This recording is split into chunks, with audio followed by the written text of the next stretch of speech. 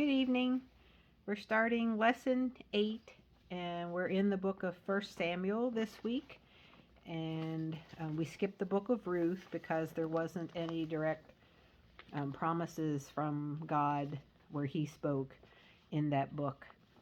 So we begin with First Samuel, and Elkanah, Elkanah, was his father, and he was an Ephrathite, which means he was from Ephraim, which means he was one of, remember, they broke up Joseph's descendants into Manasseh and Ephraim when Joseph died.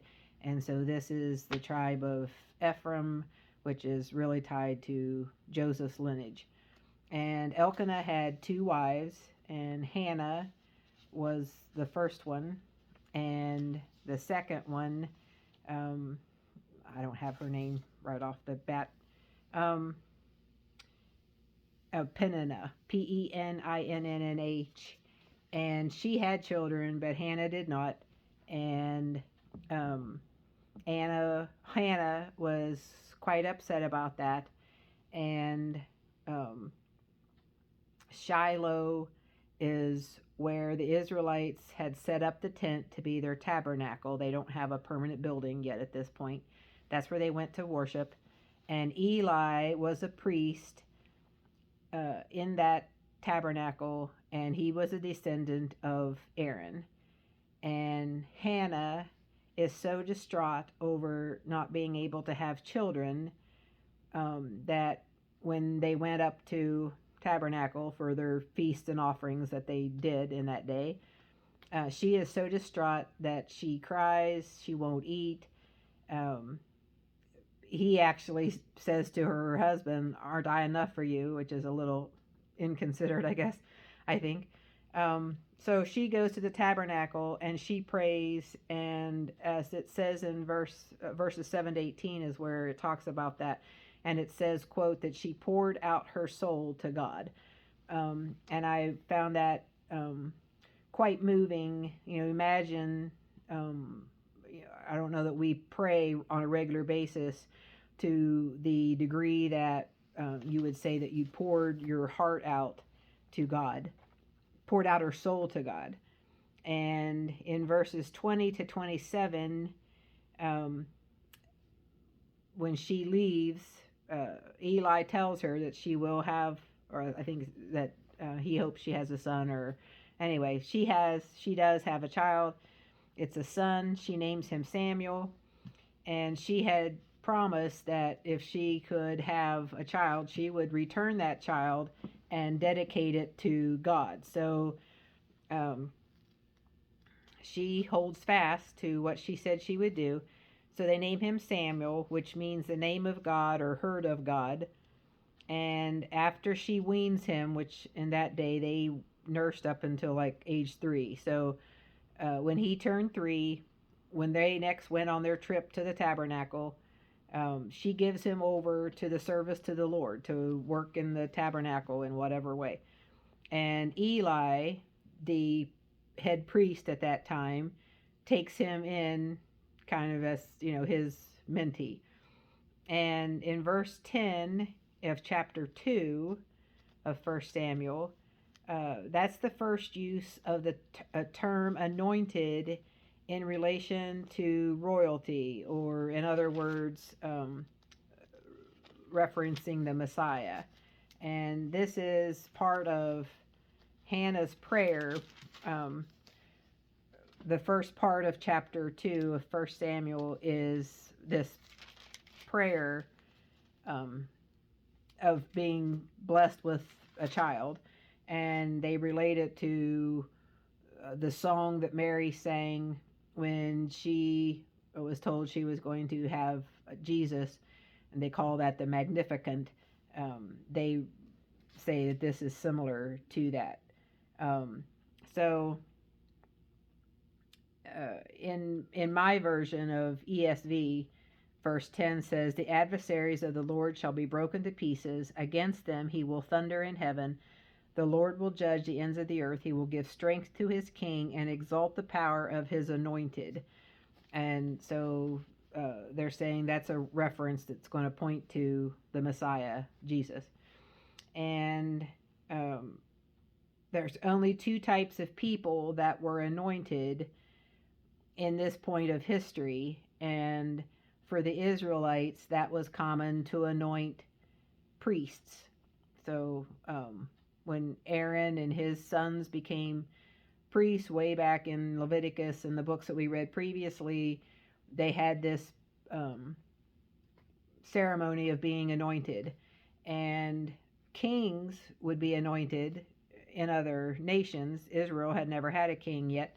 But that was the two instances of people would be anointed. And um, Jesus would fit both of these categories when he is anointed later, because he is our priest and he is our king.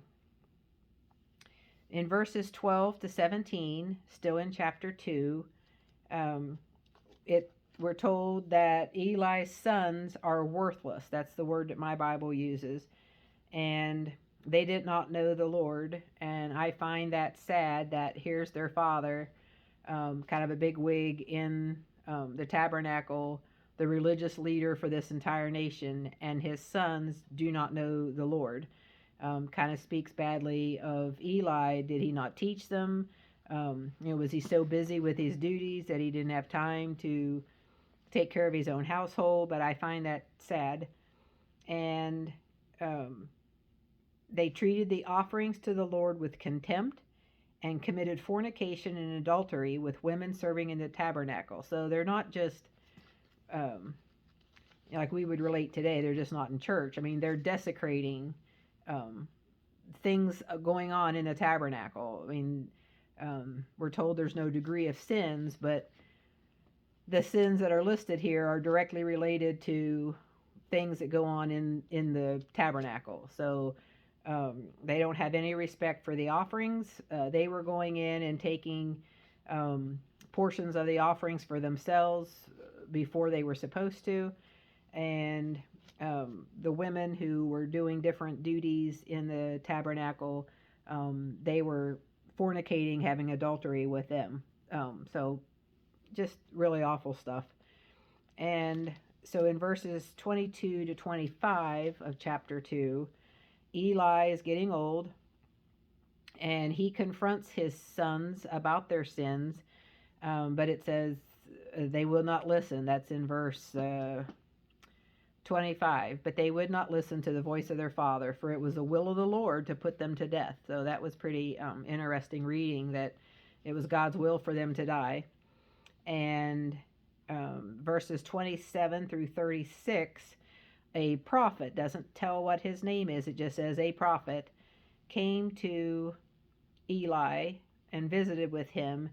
And in verse 30, it begins a list of things that's going to happen. So it says, the Lord will cut off the strength of Eli's family, and there will not be any old men in his household. So from this time forward, men are not going to grow old. They're going to die for whatever purpose before they become old men.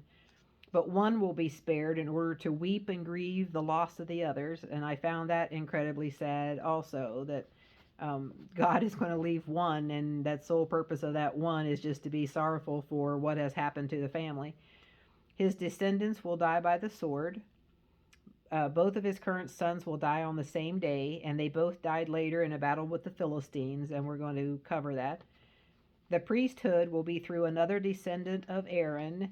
So God had promised that Aaron's descendants would be the priests, and so he's not breaking that promise, but he's taking it away from Eli's line, and he's going to give it to another line. And that ends up being Zadok, Zadok, and you can read about that in 1 Kings chapter 2, verses 26, 27, and 35.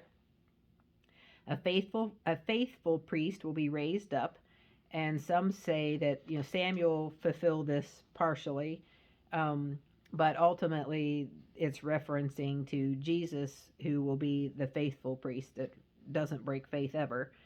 The rest of Eli's household will ask the faithful priest for silver or food, and will ask to be priests in order to have food. So again, uh, the Levites do not have land apportioned to them. Um, their sole job was to be in service to God, and they were dependent upon what the people brought in their offerings and sacrifices. That was where the priests got their food. So they would, and again, you'd have to go back to like Leviticus to read about that when we covered that. But in this chapter, it talks about how when they talked about their sons and being corrupt, was they were to burn off the fat, and then they could dip a fork in to this pot of the meat that was sacrificed, and what they pulled out was their portion. And so that's how they were fed. Well, if that's been cut off and Eli's family is now no longer serving as priests, that leaves them kind of in the cold of they don't have any way to support themselves. Um, so this has been, a big deal to Eli that this is his future for his family. And uh, it's important to understand, I didn't get that fully until I was studying for this, that when he says, the priesthood's going to be taken away from Eli and his family, there were priests that were already, just like his two sons, there were other members of his family that were already in service as priests. And as those die off and something happens to them, they wouldn't be replaced by their descendants. It would go over to this Zadok. But the last one of Eli's lineage to serve as a priest was Abiathar, Abiathar, and he served as David's high priest. So they continued for quite a while to serve in this priesthood, but that was the end of it. So Abiathar was the last, and you can read about that in 1 Samuel chapter 22, verses 20 to 25, and 1 Chronicles chapter 24, verses 1 to 6. And Abiathar sided against David, and Solomon had him deposed as high priest when Solomon became king, and that's when the Zadok dynasty of the priests began. So this didn't happen immediately, but it did happen, and it transferred from Eli to this Zadok. So now we're in 1 Samuel 3, and Samuel is called by God and is made a prophet. So he's been serving in the temple, but he was not a priest necessarily, and so he actually has a calling when he is determined that he's going to be a prophet. And God repeats to him the doom of what's coming for Eli and his family. He gives a little shorter summary of that. And then in chapter 4, Israel has a battle with the Philistines, and this goes on and on. These are their thorn in their side. And remember, we talked about that a week or two ago, that because they didn't rout them out completely when they took over their land, God told them they would be, thorns in their sides for not obeying him. And so this is an example. They're coming up to battle. And this battle resulted in about 400,000 Israel's men being killed. So even though there are a little over 1 million people, that's still a huge loss for all of Israel. Eli's two sons get the idea that because they're losing in this battle, they have a great idea that they'll go and get the Ark of the Covenant and bring it to where they're fighting, because that should guarantee them success in battle if they go get this Ark. Dumb. And so the Philistines see that they're going to go get this Ark, and at first they were like, oh gee, they're going to go get this Ark. Oh. But instead of making them afraid and them running away, they gather all their troops and say, let's go at them even harder, because we're going to have to fight harder to overcome this, because they've gone and got this Ark.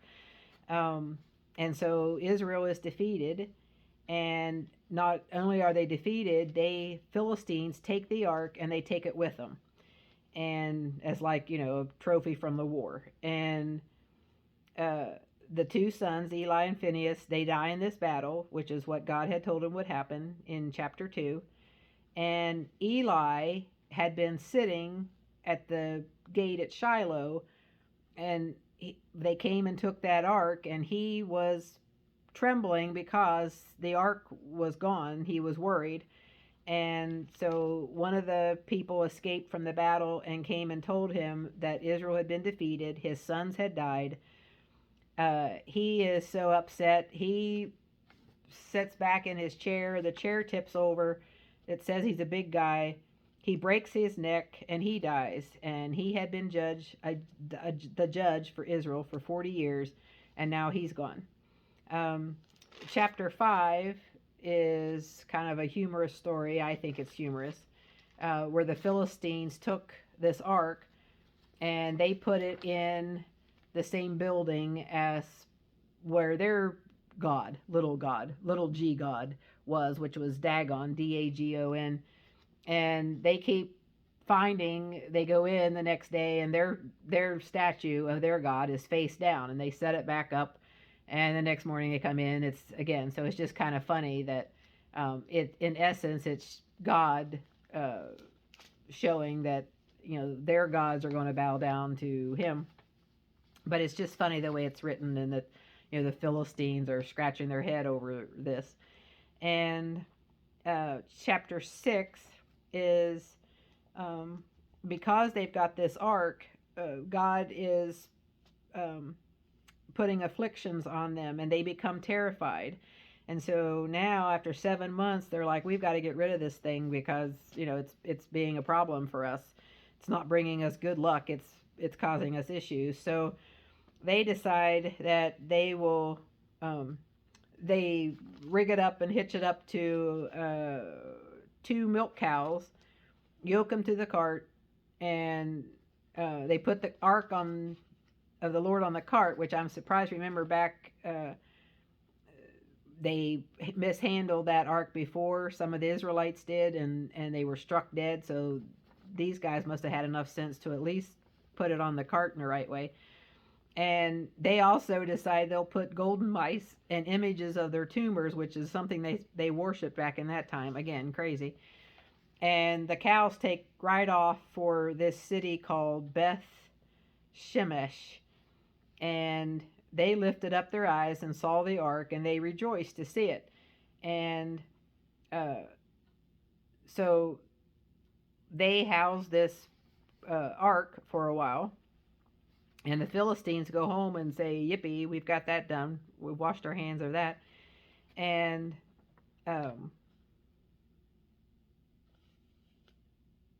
so they've returned the ark into Israel's hands, but not to Shiloh, which is where it was supposed to be. That was its home. In chapter 7, verse 3, Samuel speaks for the first time to all of the house of Israel, and he tells them to return to the Lord with all your heart, put away the foreign gods, direct your hearts to the Lord, and serve him only, and God will deliver you out of the hands of the Philistines. And at the time, the Israelites listened and obeyed. So yay, they're having one of their periods where they're doing what God wants them to do. In verses 5 through 16 of chapter 7, Samuel then prays for the people of Israel, and the people poured out water to the Lord, the people fasted, the people confessed their sins, and Samuel serves as their judge and priest, and the Philistines attack again. Here they come again, and God throws them into confusion with a mighty sound, and they retreated. And Israel sees them. At the first, they're afraid of, we just had this huge defeat and lost 400,000 men, and now they're coming again. So they're afraid at first, but they see that God has provided this mighty sound. It has the Philistines on the run, so they end up pursuing the Philistines. They struck them down, and the Philistines did not enter Israel again, and there was peace. And so that's kind of important, is that they're having this time of peace, because they have lots of times of warring and things going on, but right now they're at a time of peace. In chapter 8, now Samuel is getting old, and he makes his sons judges too, and their names are Joel and Abijah, Abijah. And just like Eli, his sons were bad. They took bribes, they perverted justice.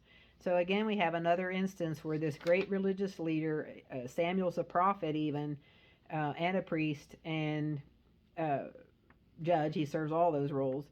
His sons are not following in the way of their father, has led his life. And so it's interesting that this can